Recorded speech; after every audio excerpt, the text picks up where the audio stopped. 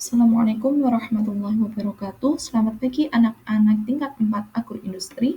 Pada pertemuan pada mata pelajaran Produk Kreatif Kewirausahaan pada semester genap ini, Bu Irvin akan memulai dengan kondisi Indonesia di tahun 2045.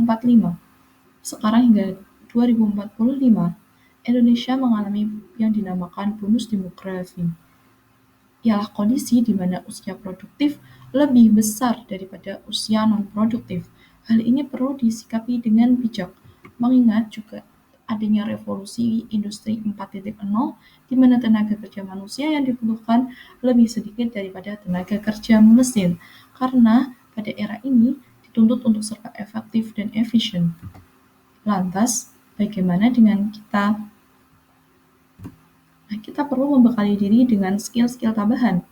Yang pertama adalah kemampuan memecahkan masalah-masalah kompleks seiring bertambahnya umur bumi, masalah di bumi tentu bertambah kompleks.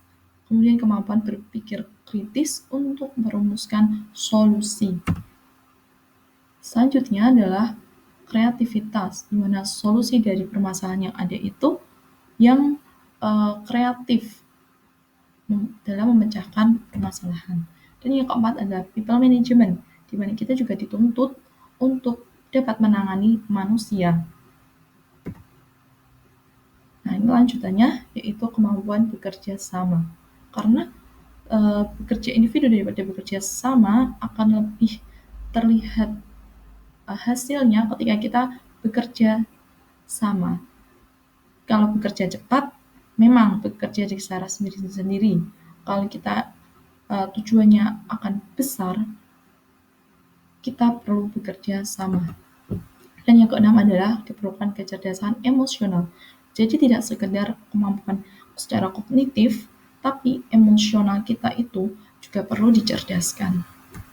Nah, pada mata pelajaran Produk Kreatif Kewirausahaan, kalian telah melakukan perancangan dan penentuan produk, kemudian penyusunan jadwal penyelesaian, dan telah melakukan desain dan gambar produk, juga telah melakukan penyusunan laporan. Nah, ini telah kalian lakukan di semester lalu, dan di semester ini kita akan melakukan evaluasi proses dan hasil dari proyek kalian.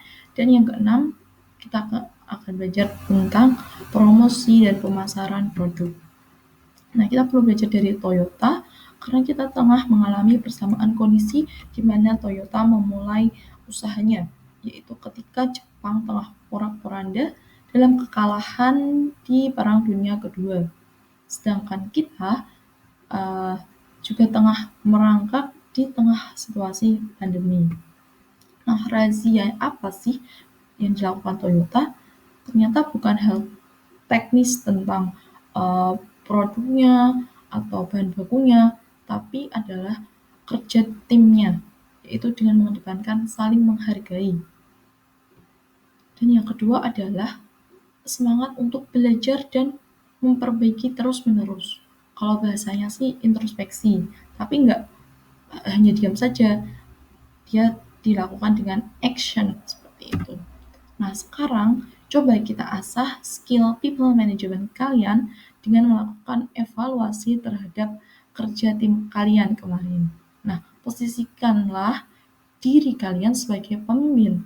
Meski jabatan pemimpin perusahaan hanya satu pada setiap kelompok, tapi posisikanlah kalian sebagai pemimpin, mungkin pemimpin dari divisi kalian masing-masing. Nah, ingat ya, sebagai pemimpin, kalian perlu meniru apa yang Toyota lakukan dengan prinsip respect dan teamwork, yaitu saling menghargai dan kerjasama. Caranya, coba tulis kebaikan, sebanyak mungkin kebaikan dari masing-masing anggota tim kalian selama melakukan proyek work kemarin, yaitu ada pada langkah 1 hingga langkah keempat dari perencanaan hingga penyusunan laporan. Nah, hasil tulisan kalian boleh ditulis tangan, diketik, dan maksimalkan teknologi. Bisa menggunakan aplikasi bawaan seperti Note atau Google Doc. Nah, detail pengiriman tugas akan Ibu share pekan depan. Nah, stay tune ya. Oke, segini dulu. Ibu tutup. Wassalamualaikum warahmatullahi wabarakatuh.